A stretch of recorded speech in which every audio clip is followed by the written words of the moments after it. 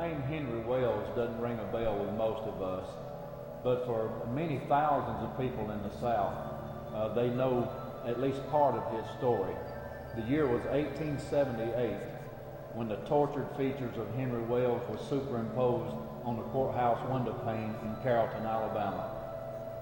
Here today to help us with this story is a local historian, Ms. Dora Johnson, and we'd like to thank Ms. Dora Johnson and say hello, and also thank the people in Pickens County, Alabama, and in Carrollton for their hospitality and having us down to Carrollton Courthouse this morning. Ms. Johnson, we thank you very much for having us down, and you being the local historian, I want to butt out for a moment, maybe ask you a few questions in a minute, but would you tell us the story of Henry Wells and the face in the courthouse window? Henry Wells was, in his day,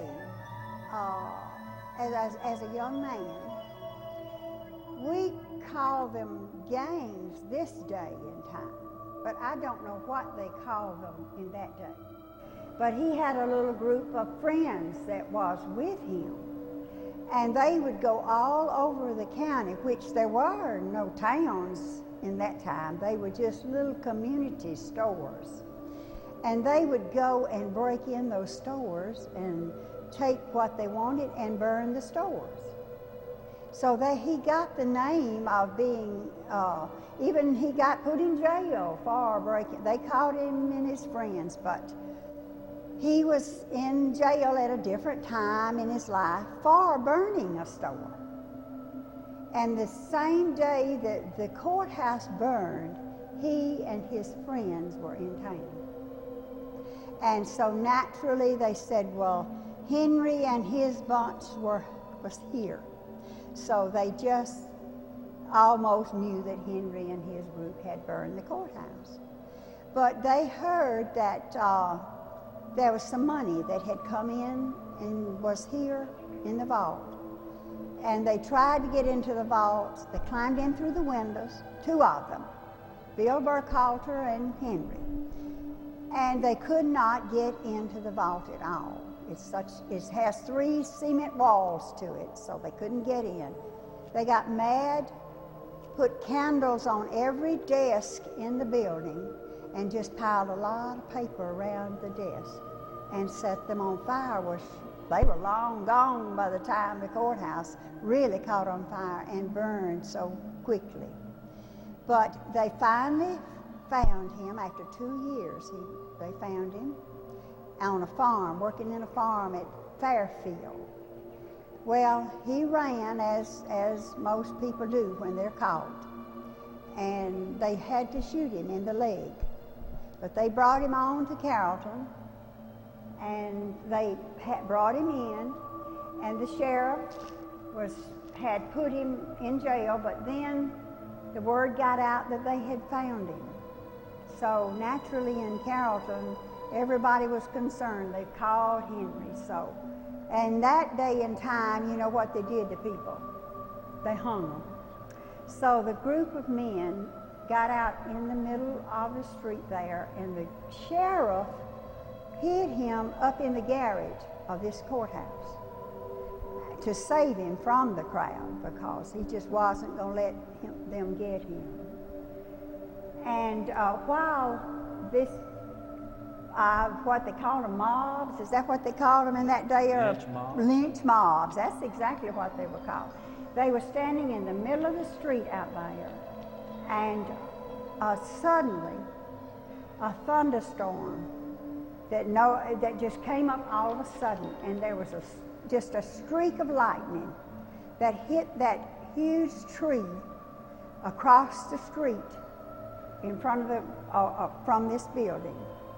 And the ball of fire that always is at the end of any strike, there is going to be a ball of fire. It just hopped right up on that window and just imprinted his face in that window. And it's still there. It has never faded. It has always looked the same because it's cooked in that window pane. That's incredible. That is so incredible. And we hear, now I came down and researched this story about a decade ago, and the deputy sheriff that was so kind to me here that day told me that you can go up in the garret room and you cannot see the image on the inside looking out. You can only see it if you're outside looking in. Is that true? That is true. I had a chance to go up that ladder into the garret when they first organized our organization to help restore the courthouse here. And I had a chance to go up there. And God is my witness. You cannot see it from the inside. So I'm so proud you're here that you can show the world that you cannot see it from the inside. It is all on the outside. We want to substantiate the story just a little bit and build up on the history some. Now, why people were so mad, which we would be mad anyway for somebody burning our courthouse, but why, Ms. Johnson, were people so mad? Go ahead and enlighten us a little bit on that. That'll help me out to ask questions, and I'll try to hold my hands.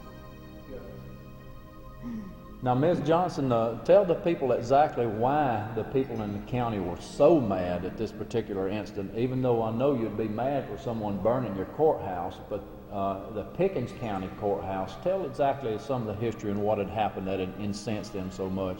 Okay, all right. In all your history books, you can read it.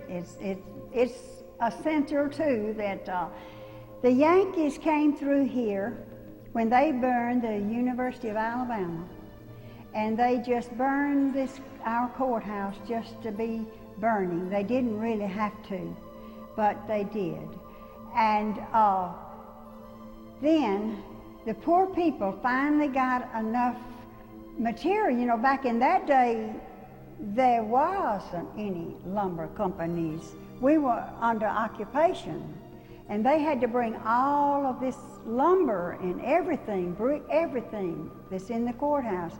They had to bring it down to Pickinsville, Alabama on the river, and then transfer it up here by oxen wagon.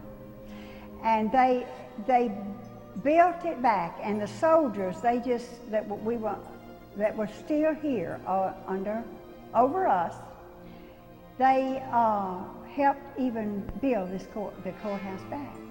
I understand it was a symbol of stability and the pride for the people in the community, and it was a brand new courthouse when Henry and his friend there burned Bill it down. Burkhalter. What year was that it was burned? Was it 1876? Yes. It was. Yes. To give you an idea of what other things that might have been happening in that year, that is the same year that Crazy Horse said hello to General Custer on the Little Bighorn. So if that gives you some time frame to work with. Ms. Johnson, it might help your feelings. You're a Southern girl, aren't you? Oh, yes. It might help you feel your feelings to know that not too far from here at Bryce's Crossroad that General Nathan Bedford Forrest gave the Yanks what we call a good old-fashioned butt whooping up there. So that might make us feel better. Yes, we got that one. And also, we are going to get to go into the garret room. Right. Outstanding. Now, have y'all seen Henry Wells lately? Well, now, some people might say they've seen him, but I've heard him. And other people have heard him. And the lady that has an office in this building, in the cooperative library, she has heard him. And when she would be in here by herself. And in fact, let me tell you a little story. The sheriff hired a little guy from Gordo, Alabama, to be a deputy. And at that time, before our new jail was built here, the sheriff's office was down where the cooperative library is now. And this little fella had to come into the courthouse by himself at night. He was night. Well, do you know that boy quit his job? He did. Yes, because he had to come in here at night and he would hear noises, and he quit his job. Well, and so that means that he heard something. And so this lady that has the office in here, she has had an experience that she closed the doors and went home that day. She got out of here. She heard a noise. But what she was doing, had always watered her flowers, and she'd have to go into the men's restroom and fill up the little flower, I mean the water pitcher, and she went into the men's restroom, which you and I are looking at right now across there. That door has always stood open, just like that when we closed. Yes, ma'am. Okay, it always stood open. When she was getting her water to go water her flowers, that door slapped to, and behind her, and she said it had never done it before, and she says, I don't even remember watering my flowers. I got out of there. I went home. So now what closed that door that fast, and that I don't know, and she doesn't either, but she don't stay in here too many days by herself after everybody's gone. Well, even though y'all have heard him, but you haven't seen him lately, it seems to me like he's keeping a good eye out on you all. He is. He is. The whole town can tell you. But we have 128 years. Right. But now we have other ghosts in Carrollton, and they are good ghosts. Sounds like good ghosts in Carrollton. Sounds like we need to come down more often. You people in Marion County and above north of here need to come down to this little quaint town and see some of these things. Now we're going to get to go up to the garret room, and is it up this stairway that we right have to behind go? us here? I want you to keep in mind also that the sheriff was hiding Henry out up there to keep him from being lynched. When his face was superimposed on the window by the lightning, his tortured, fearful features were impressed on that glass, and up one of these very stairways here, he was led to hide out up there at that time. Well, I forgot to tell you that when that lightning hit that tree, you know what happened to that mob? That bunch of men went home faster than anybody had ever seen them go home. It scared them so bad because it was so sudden. And a 102-year-old man that I would trust anything he said, that he told me that, and I believe him. And so they did not get him. The lightning did not kill him. He was saved by the lightning. But he died of his wounds in jail. In jail after his trial. We have evidence. We have a copy of his trial in this courthouse right here. And then he died later in jail. He never did get to prison because of the wound that he got when they caught him. What about his accomplice, Mr. Burkhalter? Well, now, Mr. Burkhalter, you don't hear much about him. It's just Henry, because he was the boss man. He was big. The face in the window. Oh, yeah, he's the face in the window. But now, they tried Bill Burkhalter here. And I've always heard this, whether it's true now, it's not written down anywhere, but that they did try him, and they did start to prison with him. And that the mob did hang him on what they call the hanging tree that used to be down in the swamp. There was a big tree with just a limb out there, and that's what they did hang people in that day. And they called it the hanging tree, and that's all we know about Bill, but that's not in writing, that's just hearsay, so we'll say it like that. It's a good story though, isn't it? Just another footnote to add to the story. I'm ready to go upstairs. All right. This is going to be great.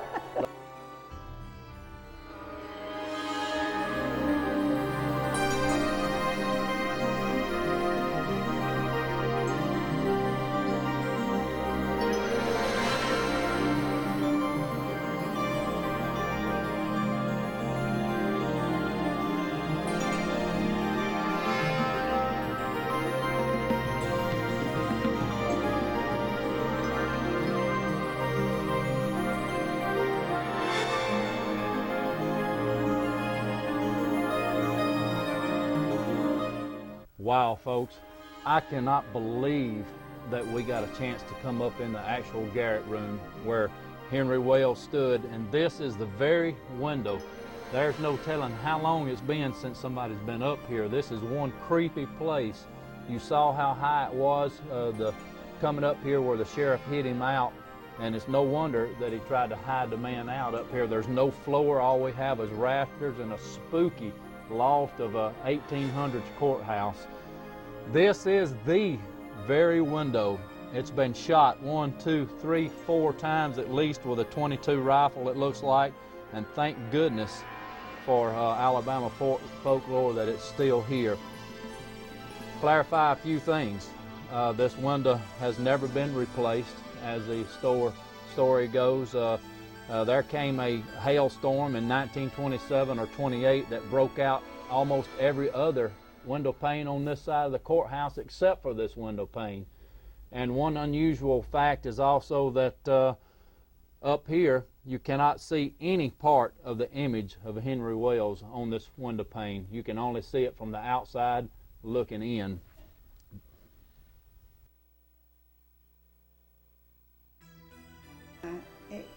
It goes, and when it goes behind the clouds, you can see the face, but it is hard at this time of day. But early or late in the afternoon, that's when you can see it best. Late in the dusk, dark. But after dark, you can't see it. But it really, and late in the afternoon, it gives you the wearies. You get the best shot late in the afternoon when the yes. sun's not The sun. See, the sun has down past the height of the building, and you can see it perfect late in the afternoon. I tried to tell the people when I was upstairs what a feeling that overcame us when we were up there, and how creepy. I expected it to be floored, and where he was running around looking, but they hid him in a hole from this lynch mob. They certainly did. Now we're on film, and also just want to thank you once again, Ms. Johnson. Ms. Dora Johnson's been so kind to us, and like for you to pass on thanks to Susan Wolf for us too. I sure will. And she didn't really want to get in on it. She thought you could tell the story better, so we thank Susan for y'all's help older today. people remember things more than the young people. And so you've got plenty of information that you gave me, and we're going to study up some more. Yes. I'd like to also thank Ms. Catherine Tucker Wyndham for her book, 13 Alabama Ghosts, that I read when I was a child, and it inspired so many people about the face in the courthouse window. She is a wonderful person, and she's been here in the courthouse several times. I've seen her on film, and she did an excellent job. She was standing right over there. And we hope that we can get it fixed enough on the inside with our next phase that we're going to do. Good luck with that. Then get Miss Catherine Tucker to come back again and I be spoke with with her us. yesterday. She's 87 years old, and she's doing fine. And she hoped we had a lot of fun today, and I think we did, don't you? Yeah, I think so too. Now, one other point I want to bring out, since you put up your viewfinder down on the square down there, how many quarters have you counted since 2000? Okay, 2000, it's been 12,982 quarters has been put into the machine, and that doesn't count everybody that drives by and looks, or gets out and looks and don't put a quarter in, because we have our visiting center, which is a big part of Pickens County. Bevel Center is down at the river, which is a few miles on toward the west, and they come through here. They have to come through the courthouse to get to the visiting center, and we have a lot of all kind of automobiles and everything come here and stop and get out and look at this courthouse. We are so proud that for some reason, we don't know the reason, but we have our own thoughts about the face in the window. It's there for a purpose, or it would have been broken out years ago. But for the purpose that is for meaning for our day and time, to me, it's that we don't ever take the law into our own hands and try to do anything that wouldn't be right. Right. And that's my only thinking. Point. That's my only rational. That's just me now. And I was afraid that someone would shoot out the window. We wanted to get down here. It has been shot several years ago. We counted them when we were up there. Carrollton, Alabama, folks, the face in the courthouse window. It has been shot, but thank goodness, for some reason, it did not break it out. Only that the window itself, to me, has been tempered. It's been cooked by the lightning. Good point. Is why it didn't break out with hailstorm. Thank you, Ms. Johnson. Appreciate it Well, very we much. appreciate you all so much. And we had never met you, but I feel like I've known you always. That gets a hug right there. And so thank y'all for coming down here. And don't forget to come back.